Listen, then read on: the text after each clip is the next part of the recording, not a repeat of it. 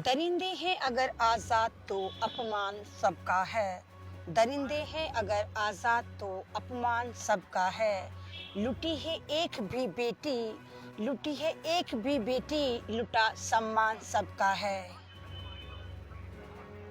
बनो इंसान पहले छोड़कर मजहब की ये बातें, बनो इंसान पहले छोड़कर मजहब की ये बातें, लड़ो इन दरिंदों से ये हिंदुस्तान सबका है। मैं एक बार फिर आपके सामने ऐमन रिजवी, तमाम मुझे सुनने वालों को ऐमन रिजवी का सतरंगा सलाम। आज मुद्दा एक बार फिर बहुत ज़्यादा गंभीर है। जिस तरह आप देख रहे हैं कि बिहार की राजधानी पटना से एक स्कैंडल निकलकर सामने आ रहा है, जहां पर गाय घाट पर एक शेल्टर होम या एक ऐसा आश्रम, एक ऐसी जगह जहां पर उन बच्चियों को रखा जाता था जिनका कोई आसरा नहीं होता था, जो अनाथ होती थी, जो समाज की ठुकराई भी होती थी, जो समाज की सताई भी होती थी, उन लड़कियों को वहां पर रखा जाता था। वहां पर एक स्कैंडल निकल कर आता है और ये स्कैंडल बिहार की तारीख में बर्बरता की तमाम हदें पार करता हुआ नजर आता है। पटना से ये एक स्कैंडल निकल कर आता है जहां पर लड़कियां चीख चिल्ला कर कह रही हैं कि उनके साथ दरिंदगी की जाती है, उनके साथ गैंगरेप जबरन करवाया जाता है, और करवाने वाले कोई और नहीं, वहां की वार्डन जो बीजेपी के अंडर में आती हैं, बीजेपी की नेत्री मानी जाती हैं, वो ये सब काम करवाती हैं। और कमाल की बात ये है कि कोई सुनवाई नहीं है, मीडिया में चीखम चिल्ली मच रही है, स्कैंडल को उछाला जा रहा है। और ये वही बिहार है, अगर आपको याद हो कि 1 साल पहले भी मुजफ्फरपुर में ये ऐसा स्कैंडल निकल कर आया था, जहां लड़कियों के साथ हैवानियत की तमाम इंतहा को क्रॉस कर दिया गया था। आप खुद सोचिए, वो बच्चियां जो समाज की ठुकराई भी होती हैं और सरकारी शेल्टर में जाती हैं, अगर सरकारी शेल्टर में उनके साथ ये हैवानियत उस सरकार द्वारा करी जाती है जहां पर इनकी डबल इंजन की सरकार है। बिहार में नीतीश कुमार के साथ बीजेपी के साथ गठबंधन है और वहां पर डबल इंजन की सरकार है। अगर वहां से इस तरह के मुद्दे निकल कर आते हैं, इस तरह के हादसे, इस तरह की हैवानियत निकल कर आती है और शासन प्रशासन तमाम के तमाम इनमें इन्वॉल्व नजर आते हैं, तो आप खुद सोचिए कि भारत किस दिशा में जा रहा है। बच्चियों का कहना यह भी है कि उनके साथ लामहदूद बार, अनगिनत बार गैंगरेप हुआ है। बाकायदा उनको खाने में ऐसा नशा दिया जाता है कि वो सोती रह जाती हैं। और इस बीच वार्डन जो है बाहर से लड़कों को लेकर आती है, उनसे गलत काम करवाती है। लड़की फ्री ऑफ कॉस्ट उनके साथ करते हैं। फ्री ऑफ कॉस्ट में इसलिए बोल रही हूँ कि लड़कियों को कोई पेमेंट नहीं दी जाती। ये जो खुले में कोठे चल रहे हैं शेल्टर होम की आड़ में, यहाँ पर लड़कियों से जबरन जिस्म फरोशी करी जाती है और कुछ लड़कियों को आराम से कहीं बाहर बेचा जाता है। और इसमें तमाम की तमाम एडमिनिस्ट्रेशन मंत्रालय तक शामिल बताए जा रहे हैं। वो लड़कियां ये कह रही हैं कि बड़े बड़े लोग यहाँ पर आते हैं। जनाब, जिस लड़की ने ये इंकशाफ किया, बाद में उस लड़की को फिर इसी शेल्टर होम में जबरन ठूंस दिया जाता है। यानी जो लड़की कह रही है कि मेरी इज्जत को तार तार करने वाले यही आश्रम वाले, यही शेल्टर होम वाले, यहाँ की वार्डन है, यहाँ के तमाम शासन प्रशासन है, उसके बावजूद अगर उस लड़की को दोबारा फिर उसी जहन्नुम में, उसी दलदल में धकेल दिया जाता है, तो जिम्मेदार कौन होगा? बिहार हर बार शर्मसार होता है। आपको याद होगा जब बिहार में इलेक्शन थे तो उस वक्त भी आपको याद होगा कि मैंने एक मुद्दा बहुत तेजी से उठाया था कि जिसमें गुलनाज नाम की एक लड़की को किरण यादव नाम की औरत ने जबरन उसी के घर में घुस के यादवों द्वारा जलवाया था। और उसके बाद वो किरण यादव उसको जबरदस्ती किडनैप करके एक गौशाला में ले जाती है और उसके नाम पे भीख मांगती है कि मैं इसका इलाज करवा रही हूँ। और जब तक वो नागिन बन के उसके साथ मुसल्लत रहती, जब तक उसको पता नहीं चल जाता कि वो गुलनाज मर गई। और गुलनाज मर जाती है, तमाम पॉलिटिकल पार्टियां अपने अपने एजेंडे चमकाने जाते हैं और थोड़ी बहुत उसके घर वालों की मदद कर कर आ जाती है। क्या गुलनाज को इंसाफ मिला? जनाब, नहीं मिला। उसके बाद हम निर्भया की तरफ आइए। निर्भया वो लड़की भारत की जिसको पूरे भारत ने अपनी बेटी बनाकर एक प्रोटेस्ट करा, जमीन पे उतर गया। और ये निर्भया का एक ऐसा हादसा था कि जो कांग्रेस की हार की वजह बना। कांग्रेस को तमाम इन्होंने अपोजिशन वाले जो बीजेपी वाले थे इन्होंने घेरा और जिस निर्भया को इन्होंने पॉलिटिकल एजेंडा बनाकर यूज करा, उस निर्भया के कांड के बाद आप देखिए कि इस डबल इंजन की, सिंगल इंजन की जहां जहां इनकी सरकार है वहां पर लगातार एक के बाद एक ऐसे हादसे निकल कर आ रहे हैं। निर्भया तो एक कांड था, उसके बाद तो बीजेपी सरकार में सन 2014 के बाद लगातार इस तरह के हादसे निकल कर आ रहे हैं। आप देखिए कि दिल्ली में भी आपको याद होगा कुछ महीने पहले किस तरह राबिया सैफी के साथ हैवानियत करी जाती है, गैंग रेप करा जाता है, और उसके बावजूद ना तो मीडिया उसको आवाज को उठाता है, ना दिल्ली के चीफ मिनिस्टर वहां पर पहुंचते हैं, कोई मंत्रालय वाला पहुंचता है, ना उस बच्ची को राबिया सैफी को फूटी कौड़ी इमदाद दिया जाता है। जबकि राबिया सैफी खुद सेल्फ डिफेंस में थी। सेल्फ डिफेंस में होने के बावजूद ना तो वो अपनी इज्जत बचा पाई, ना अपनी जिंदगी बचा पाई, और उल्टी जात को उसके ऐसे कीचड़ उछाल के उसको इस तरह बदनाम करा गया सरकार द्वारा कि इंसाफ तो मिलना बहुत दूर की बात, उसकी इज्जत को भी तार तार कर दिया गया। और सेल्फ डिफेंस में जो रूल्स ऑफ रेगुलेशन थे कि अगर कोई लड़की या कोई लड़का ऑन ड्यूटी मारा जाता है तो उसको 1 करोड़ का मुआवजा मिलेगा, वो मुआवजा तो बहुत दूर की बात, उसके घर में 5 रुपए की भी कोई इमदाद नहीं लेकर पहुंचा, और आज उसकी फैमिली दर बदर की ठोकरें खा रही है।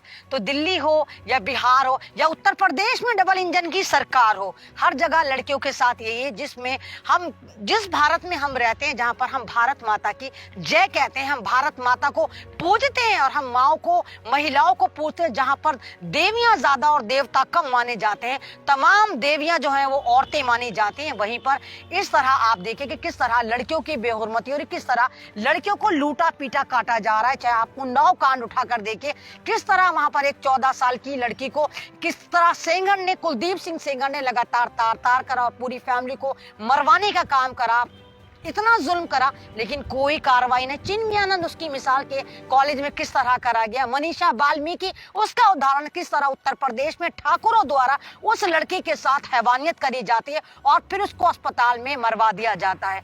तो ये कब तक होगा? शेल्टर होम की आड़ में आपने जो ये धंधे चला रखे हैं, तो फिर आप कोठे बनवाइए, आप डायरेक्ट कोठे बनवा दीजिए। कम से कम उन कोठों में लड़कियां अपनी मर्जी से तो धंधा करती है ना, अपनी मर्जी से तो वो काम करती है, जब उनका मर्जी होता है करती, नहीं मर्जी होती तो नहीं करती। तो आपने जो शेल्टर होम के आड़ में सरकारी एक तरह के जिस्मानी अड्डे बना दिए और वहां भी जिस्म फरोशी को आपने फ्री में कर रखा है। ना आप छोटी बच्ची देखते हैं, ना बड़ी बच्ची देखते हैं, और फिर आप इंतजार करते हैं कि इस मुद्दे को दबा दिया जाए, इससे बड़ा मुद्दा दोबारा लाइमलाइट में आ जाए। तो पटना कांड एक ऐसा कांड है जो भारत की बेइज्जती करवाने में बहुत अहम रोल अदा कर रहा है। और भारत के बाहर तमाम लोग यही कहते हैं कि भारत में लड़कियां ना घरों में सेफ है, ना मेट्रो में सेफ है, ना रेलों में सेफ है, ना आश्रम में सेफ है, ना स्कूलों में सेफ है, ना पॉलिटिक्स में सेफ है, ना मीडिया में सेफ है, ना पुलिस में सेफ है, ना डॉक्टरी में सेफ है। तो महिला कहाँ सेफ है? और भारत की बदनसीबी ये रही कि यहाँ की तो लड़कियां, यहाँ की तो बच्चियां अपनी माँ की कोख तक में सेफ नहीं है, कोख में भी फीमेल फेटिसाइज के नाम पर इनको मरवा दिया जाता है।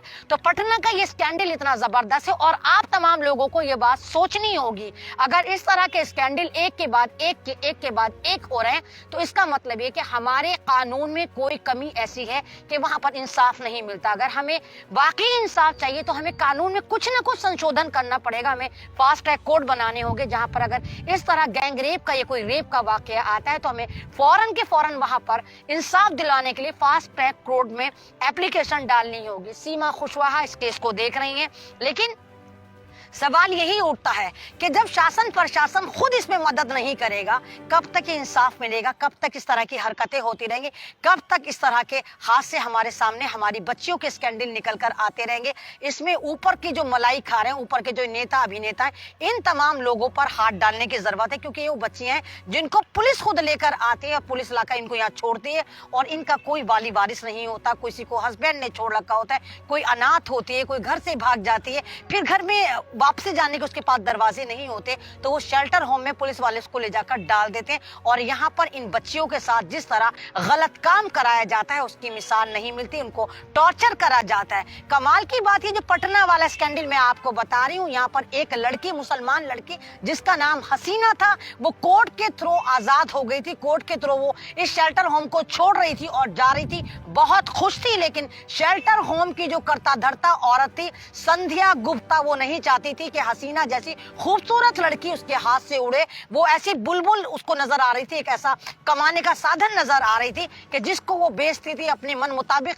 हर जगह पैसे वसूलती थी। तो हसीना ने जब मना करा कि मैं वो यहाँ नहीं रुकेगी और अदालत से वो फैसला अपने हक में ले चुकी थी, तो आनन फानन उस हसीना नाम की बच्ची को मरवा दिया जाता है और कहा जाता है कि उस लड़की ने खुदकुशी कर ली। आप खुद सोचिए, जो लड़की 1.5-2 साल से शेल्टर होम में थी तब उसने खुदकुशी नहीं करी, और जब वो शेल्टर होम से बाहर जा रही थी और इस बात पे खुश थी और अपनी तमाम दोस्तों को बता रही थी कि मैं यहाँ से जा रही हूँ, तो उसका कत्ल कर दिया गया। यहाँ पर इस लड़की ने जिसने ये इंकशाफ कराया, जिसकी वीडियो हर तरफ वायरल हो रही है, आप सोशल मीडिया पर जाकर, यूट्यूब पे जाकर सिर्फ आप पटना कांड लिख कर आइए, आपको 100 वीडियो मिल जाएंगी। वो बच्ची खुद साफ कह रही है कि इतनी सारी लड़कियां ऐसी हैं जो यहाँ पर नहीं रहना चाहती, जो धंधा नहीं करना चाहती, तो उनको बर्बरदा से पीटा जाता है, उनको नंगा करा जाता है, उन पे बेल्टें बजाई जाती है, खास तरह के कमरे में जाके उनको टॉर्चर करा जाता है। अगर वो जब भी नहीं मानती, ना मालूम उनको कहाँ पर ट्रांसफर कर दिया जाता है। वो लड़की का कहना था जरूर उन बच्चियों को मार दिया जाता है। और बहुत सारे ऐसे भी हैं कि बहुत सारे कंकाल मिले हैं सहन के अंदर, जो ये अनाथ आश्रम है या शेल्टर होम है, इनके जो आंगन होते हैं, इनको खोदने के बाद वहां पर इंसानी कंकाल मिले। तो वो कंकाल उन्हीं बच्चियों को हैं जो अपनी मन मुताबिक धंधा नहीं करना चाहती, जो इज्जत की जिंदगी जीना चाहती है, और उनके नसीब में मौत लिख दी जाती है, उनके ऊपर तशद्दुद करा जाता है और उनको मार दिया जाता है। तो कौन सी बेटियां, जब हम एक तरफ भारत माता की जय बोलते हैं, हम कहते हैं भारत माता, अबला नारी, ये नारी, फलाना नारी, दुर्गा, सरस्वती, तमाम हमारी देवियां हैं, तो फिर वो कौन बेटियां हैं जिनको आप लूट रहे हैं? और ये वही सरकार है, डबल इंजन की सरकार, ये बीजेपी सरकार जो कहती थी बेटियों के सम्मान में भाजपाई मैदान में, जिनका नारा ये था बेटी बचाओ बेटी पढ़ाओ। अब मोदी जी ने अपना नारा चेंज कर दिया है कि बेटी बचाओ और बेटी पटाओ। यानी वो कह रहे हैं सिर्फ बेटियां पटाने के लिए हैं, बेटियां लूटने के लिए हैं, बेटियां इनके बिस्तर गर्म करने के लिए हैं, बेटियां इनको खुश करने के लिए, बेटियां इनके यहाँ नाचने के लिए। और एक वो बेटी है जिसको हम कहते हैं डिजिटल तवायफ, कंगना रनौत, जो बेटियों को तार तार करती है, बेटियों की इज्जत को इज्जत नहीं समझती, तो उसको ये सरकार पद्मश्री अवार्ड उसकी झोली में डाल देती है, जबकि वो एक ऐसी डायन है जिस पे यूएपीए एनएसए लगना चाहिए, जो औरत के नाम पे कलंक है। उस जैसी को तो बीजेपी अपने सर पर कुदाती है, सर पे मुजरे कराती है। और जो शरीफ लड़कियां होती हैं, जो भारत की अबला नारी होती हैं, जो बच्चियां होती हैं, जो मासूम फूल होते हैं, जिनकी उम्मीदें टूट जाती हैं और वो शेल्टर होम में किसी उम्मीद की तरफ देखती हैं और शेल्टर होम में जाकर पनाह लेती हैं, वहां पर उनके साथ कितनी हैवानियत करी जाती है, किस तरह उनसे जबरन गैंग रेप कराया जाता है, किस तरह उनसे फ्री में धंधा कराया जाता है, बाहर से लड़कों को बुलाया जाता है, मिनिस्टरों को बुलाया जाता है, पुलिस महकमे में सप्लाई दी जाती है। तो ये कौन सा भारत है? ये किस तरफ मेरा भारत जा रहा है? और मुझे मालूम है 2-4 दिन में स्कैंडल ठंडा हो जाएगा, 2-4 दिन में आप इस बात को भूल जाएंगे, 2-4 दिन बाद कोई नया मुद्दा होगा, 2-4 दिन बाद कोई ऐसा हादसा होगा जो इस हादसे को भी छोटा कर देगा। जैसे आपने भी 3-4 दिन पहले देखा किस तरह, आप देखें कि रतलाम के पास भोपाल में 250 से ज्यादा गाय को मार दिया गया क्योंकि उनकी हड्डियां चाहिए थी, उनकी खालें चाहिए थी, और मारने वाली कोई नहीं, बीजेपी की मंत्री थी, और ये गौशाला भी बीजेपी के मंत्री की बीवी के पास था। तो ये देखिए, जिस गाय पे सियासत करते हैं, जिस गाय को ये एक पॉलिटिकल एजेंडा बना के यूज करते हैं, रतलाम और भोपाल में किस तरह गाय को मारा जा रहा है, उनकी हड्डियों का कारोबार करा जा रहा है, उनकी चमड़ियों का कारोबार करा जा रहा है। और वही रतलाम, वही मध्य प्रदेश, वही भोपाल जहां पर मुसलमानों को बात बेबात जलील करा जा रहा है, इस्लाम को गालियां दी जा रही हैं, उसको आरएसएस का गढ़ बनाया जा रहा है। कोई टोपी वाला देखा, उसको पकड़ के मॉब लिंचिंग कर दी, कलाम पाक को गाली दी, टोपी पे थूक रहे, दाढ़ी पे थूक रहे। और वहीं जिस गाय के नाम पर ये गाय माता करते, वहां पर बीजेपी वाले खुद अपनी गाय को मार रहे हैं, गौशाला में मार रहे हैं, और उनकी चमड़ी और उनकी हड्डियों को फरोख्त कर रहे हैं। तो वहां पर कोई कार्रवाई नहीं होगी, वहां पर कोई एनएसए यूएपीए नहीं लगेगा। लेकिन अगर कोई मुसलमान नजर आता है, अगर कोई दलित नजर आता है, अगर कोई गरीब नजर आता है, तो वहां पर पकड़ के ये झुंड की तरह टूट पड़ते हैं, आतंकवादियों का झुंड टूट पड़ता है और भारत की एकता को और अखंडता को बिल्कुल के बिल्कुल जलील करता है। इस वक्त भारत के संविधान का बलात्कार, भारत की इंसानियत का बलात्कार, भारत की कम्युनिटी का बलात्कार, भारत की बेटियों का बलात्कार, भारत की हर चीज का बलात्कार ये लोग कर रहे हैं, और आप लोग चुप बैठे हैं। आपकी खामोशी इस भारत को बर्बादी की तरफ लेकर जा रही। हर एक्शन रिएक्शन लगता है, अगर कोई भी एक्शन होता है तो उसका रिएक्शन होता है। हम कब तक इन लोगों के बेस पर बैठे रहेंगे, इन लोगों के हम यकीन पर बैठे रहेंगे? हमें सड़कों पर आना होगा। अगर इसी तरह हमारी बेटियां, हमारे नौजवान, हमारे बुजुर्ग, हमारे पत्रकार, हमारा संविधान लुटता रहा और हम सड़कों पर नहीं आए, तो यकीन करिए बहुत देर हो जाएगी, फिर बचाने लायक कुछ नहीं बचेगा। क्योंकि बेटियां सबकी साझा होती हैं, वो ना तेरी होती हैं ना वो मेरी होती हैं, वो भारत की बेटियां होती हैं, वो हम इंसानों की बेटियां होती हैं, वो भारत की इज्जत होती हैं, वो हमारा वकार होती हैं। अगर बेटियों के साथ इतनी हैवानियत होती है और आप चुप रहते हैं तो आप यकीन करिए आपका घर भी वहाँ से दूर नहीं, जब आपकी बेटियों के साथ भी गलत काम करने की ये लोग कोशिश करेंगे। शुक्रिया, अल्लाह हाफिज़। लाइव अच्छा लगता है तो उसको शेयर करिए, मेरी आवाज़ को ज़्यादा बुलंद करिए और मैं यही कहूँगी बस इसी तरह बने रहिए, जुल्म के ख़िलाफ़ आवाज़ उठाना सीखिए, क्योंकि जो जुल्म के खिलाफ आवाज़ नहीं उठाता अल्लाह ताला उसकी बख्शिश नहीं करता, उसको भी जालिमों में काउंट करता है। जुल्म सहने से भी जालिम की मदद होती है, जुल्म सहने से भी जालिम की मदद होती है, कुछ न कहने से भी छिन जाता है एजाज़े सुखन। शुक्रिया, अल्लाह हाफिज़, अल्लाह हाफिज़।